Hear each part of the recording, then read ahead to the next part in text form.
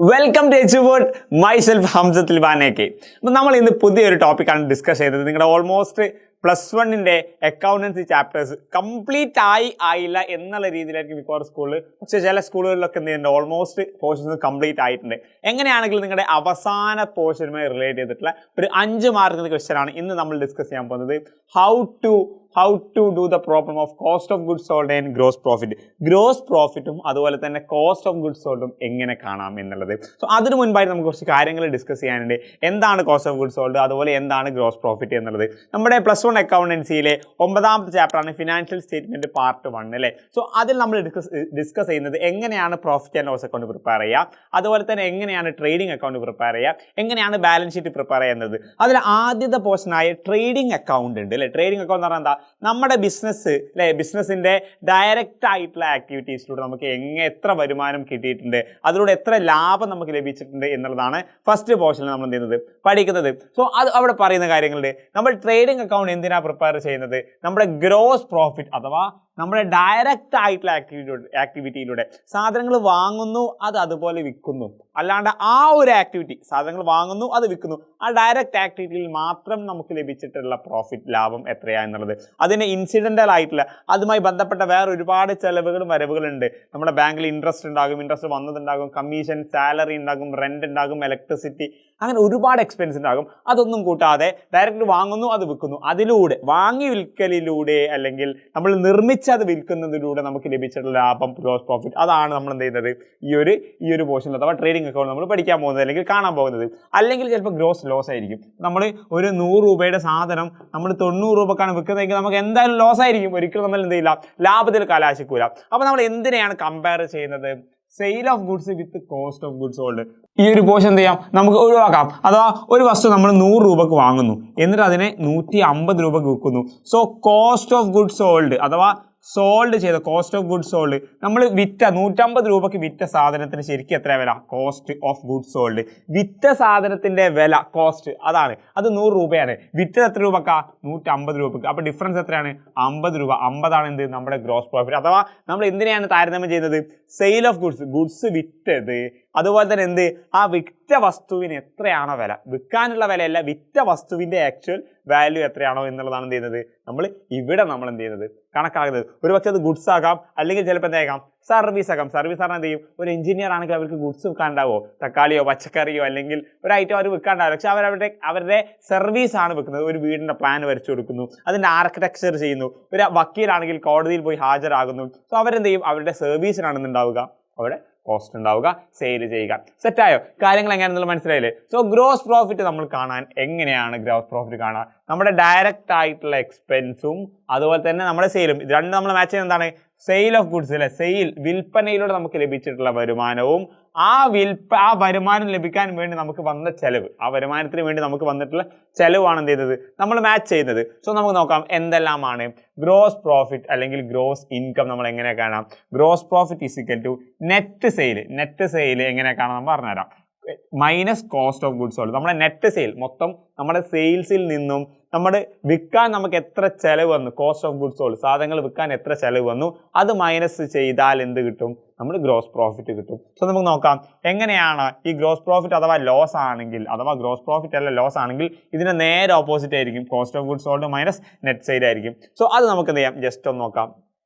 എന്താ net sale എന്ന് പറഞ്ഞാൽ, നെറ്റ് സെയിൽ എന്ന് പറഞ്ഞാൽ സെയിൽസ് മൈനസ് എന്താണ്, നെറ്റ് സെയിൽ എന്ന് പറഞ്ഞാൽ എന്താണ്, സെയിൽ മൈനസ് സെയിൽസ് റിട്ടേൺ. എന്താണ്, സെയിൽ മൈനസ് സെയിൽസ് റിട്ടേൺ. അതായത് നമ്മൾ 1,20,000 രൂപയുടെ സാധനങ്ങൾ വാങ്ങി, അതിൽ 5,000 രൂപയുടെ സാധനം തിരിച്ചു വന്നു. അഥവാ നമ്മൾ വാങ്ങിയതല്ല, നമ്മൾ വിറ്റു. 1,20,000 രൂപയുടെ സാധനം നമ്മൾ വിറ്റു. ആ വിറ്റതിൽ ഒരു 5,000 രൂപയുടെ സാധനം അവർ തിരിച്ചു കൊണ്ടുവന്നു. കാരണം ഇത് നല്ല ക്വാളിറ്റി അല്ല, ഒരു ഉദ്ദേശിച്ച ക്വാളിറ്റി അല്ല, അവർക്ക് മാറ്റിയെടുക്കണം എന്ന് പറഞ്ഞു. സോ അപ്പം എന്തായി, ആ ഒരു 1,20,000 5,000 കുറയ്ക്കണ്ടേ. അപ്പം സെയിൽസ് മൈനസ് സെയിൽസ് റിട്ടേൺ ആണ് നെറ്റ് സെയിലിനെ കൊണ്ട് ഉദ്ദേശിക്കുന്നത്. സോ ഇനി കോസ്റ്റ് ഓഫ് ഗുഡ്സ് സോൾഡ് എന്താ കോസ്റ്റ് ഓഫ് ഗുഡ്സ് സോൾഡ്, അതായത് നമ്മൾ ഒരു വിറ്റ സാധനം, ഒരു വിറ്റ വസ്തു, അത് വിൽക്കാനുള്ള പരുവത്തിലാക്കാൻ എത്ര ചെലവ് വന്നു, അതായത് വിൽപ്പനക്കുള്ള പരുവത്തിലാക്കാൻ എത്ര ചെലവ് വന്നു, അതാണ് കോസ്റ്റ് ഓഫ് ഗുഡ്സ് സോൾഡിനെ കൊണ്ട് ഉദ്ദേശിക്കുന്നത്. എക്സാമ്പിൾ പറയുകയാണെങ്കിൽ opening stock plus net purchase minus closing stock. അഥവാ വിറ്റ സാധനത്തിന്റെ വിലയാണ്, അതായത് നെറ്റ് ആ വിറ്റ സാധനത്തിന്റെ വില. ഫോർ എക്സാമ്പിൾ പറയുകയാണെങ്കിൽ നമ്മുടെ കയ്യിൽ ഇപ്പം എന്തുണ്ട്, 100 വസ്തു ഉണ്ട്. 100 ഐറ്റംസ് നമ്മുടെ കയ്യിൽ ഇപ്പോൾ മൊബൈലാണെന്ന് വിചാരിക്കും, 100 മൊബൈലുണ്ട്, 100 നമ്മുടെ കയ്യിലുണ്ട്. അതിലെന്ത് ചെയ്തു, നമ്മളൊരു 20 മൊബൈൽ എക്സ്ട്രാ വാങ്ങി. അപ്പോൾ എത്ര ഉണ്ടാകും? 120 എണ്ണം ഉണ്ടാവും അല്ലേ? 120 എണ്ണം ഉണ്ടാകും. അതിലൊരു 60 മൊബൈൽ നമ്മൾ വിറ്റു. 60 മൊബൈൽ വിറ്റാൽ ബാക്കി എത്ര ഉണ്ടാകും? 60 ആക്കണ്ട, 70 മൊബൈൽ വിറ്റു. അപ്പോൾ ബാക്കി 50 ഉണ്ടാകും. അപ്പം 70 മൊബൈൽ വിറ്റു അല്ലേ? 70 മൊബൈലാണ് നമ്മൾ വിറ്റിട്ടുള്ളത്. സോ എത്ര മൊബൈൽ വിറ്റു എന്നുള്ളത് കാണാനെങ്കിൽ എന്താ ചെയ്യുക? ഓപ്പണിംഗ് സ്റ്റോക്ക് പ്ലസ് പർച്ചേസ്, ഇതാണ് OPSK. നമ്മൾ തുടങ്ങുമ്പോൾ 100 ഉണ്ട്, പ്ലസ് പർച്ചേസ് 20 എണ്ണം എക്സ്ട്രാ നമ്മൾ വാങ്ങി, അപ്പോൾ 120 ഉണ്ട്. ഈ 120 50 എന്ന് പറഞ്ഞാൽ ക്ലോസിംഗ് സ്റ്റോക്ക്. ക്ലോസിംഗ് സ്റ്റോക്ക് എന്ന് പറഞ്ഞാൽ അവസാന ബാലൻസ് എത്ര ഉണ്ടോ, അവസാനം ബാക്കി 50 എണ്ണം ഉണ്ടാവില്ലേ, ഈ 50 എണ്ണം മൈനസ് ചെയ്താൽ 120 50 മൈനസ് ചെയ്താൽ എത്ര കിട്ടും? 70 കിട്ടും. അതാണ് എത്ര എണ്ണം നമ്മൾ വിറ്റു എന്നുള്ളത്. അതിന്റെ ഷോർട്ട് കട്ടാണ് എന്ത്? Opening stock plus purchase. Plus purchase എന്ന് പറയുമ്പോൾ നെറ്റ് പർച്ചേസ് ആണ്. നെറ്റ് പർച്ചേസ് എന്ന് പറഞ്ഞാൽ പർച്ചേസ് മൈനസ് പർച്ചേസ് റിട്ടേൺ ആണ്. So opening stock plus net purchase minus closing stock. ഇനി അതോടൊപ്പം എന്തുണ്ട്?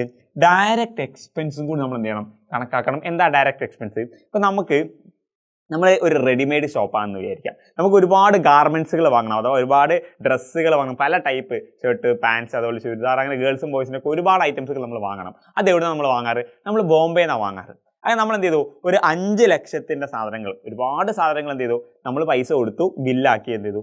ബോംബെന്ന് വാങ്ങിയാൽ നമുക്കത് വിൽക്കാൻ പറ്റുമോ? ഇല്ല. കാരണം എന്താ? അത് വാങ്ങിയിട്ട് ബോംബെയിലാണ് ഉള്ളത്. അതെന്ത് ചെയ്യണം?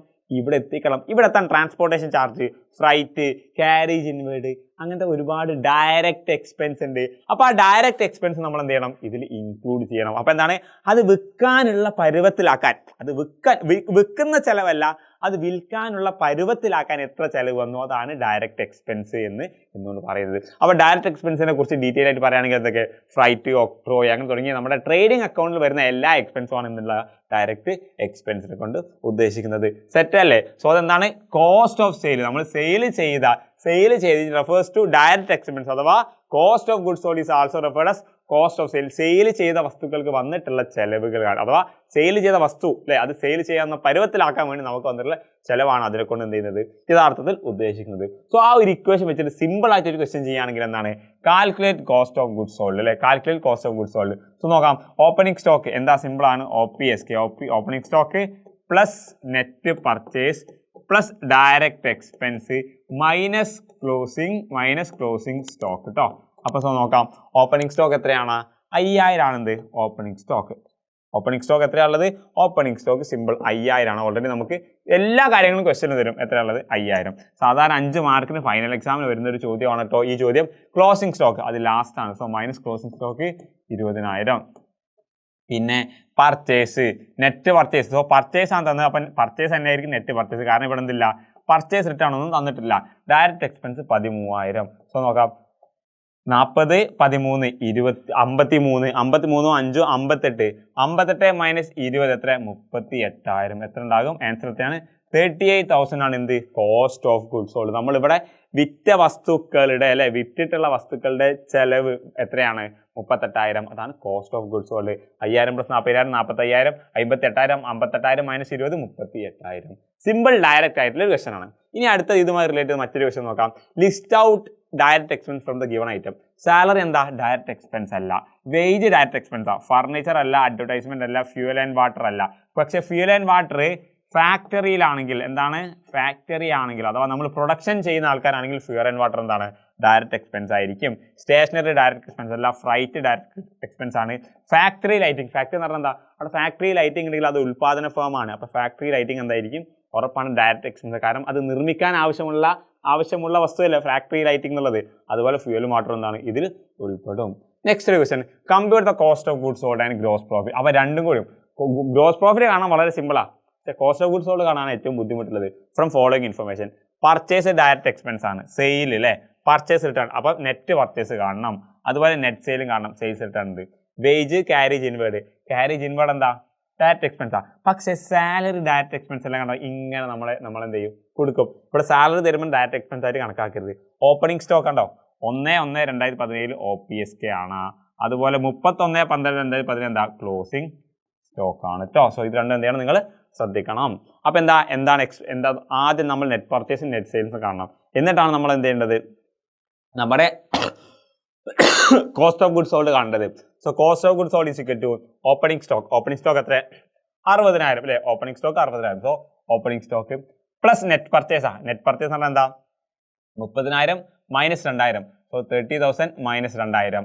നെറ്റ് പർച്ചേസ് കഴിഞ്ഞാൽ പിന്നെ പ്ലസ് ഡയറക്റ്റ് എക്സ്പെൻസ്. എന്തൊക്കെയാണ് ഡയറക്റ്റ് എക്സ്പെൻസ് ഉള്ളത്? Direct expense wage 5,000, carriage 10,000. So എത്രയാണ്? 5,000 10,000 ഉണ്ട് എന്ത് ഡയറക്റ്റ് എക്സ്പെൻസ്. സോറി 5,000 10,000 അല്ല, 50,000 10,000 ഉണ്ട്. So plus 50,000 plus 10,000 direct expense ആയി. ഇനി എന്ത് ചെയ്യണം? Minus closing stock. Closing stock എത്രയാണ്? ക്ലോസിംഗ് സ്റ്റോക്ക് ഇതാ 80,000 ആണ്. So minus 80,000. സോ നോക്കാം, 60,000 പ്ലസ് 3 ലക്ഷം മൈനസ് 2,000 2,98,000 പ്ലസ് 50ഉം 10ഉം 60,000 പ്ലസ് 80,000. ഇത് ടോട്ടൽ ചെയ്യുമ്പോൾ എത്ര കിട്ടും? 1,20 3,20 4,18,000 മൈനസ് 80,000. എത്രയാ? 4,18,000 മൈനസ് 80,000 ഈസിക്കൽ ടു 3,38,000. സിമ്പിൾ ആണ് കണ്ടോ.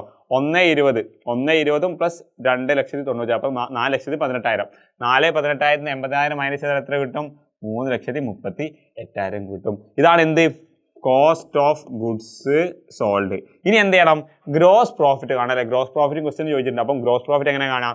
Gross profit is equal to net sale minus cost of goods sold. കാരണം cost of goods sold already കണ്ടു. അപ്പം നെറ്റ് സെയിൽ എങ്ങനെ കാണാം? നെറ്റ് സെയിൽ പറഞ്ഞാൽ 4 ലക്ഷം മൈനസ് സെയിൽസ് റിട്ടേൺ 3,000 അല്ലേ. So net sale is equal to 4 lakh minus 3,000. Gross profit is equal to net sale minus cost of goods sold. Cost of goods sold 3,38,000. അപ്പം 4 lakh minus 3,000 minus 3,38,000.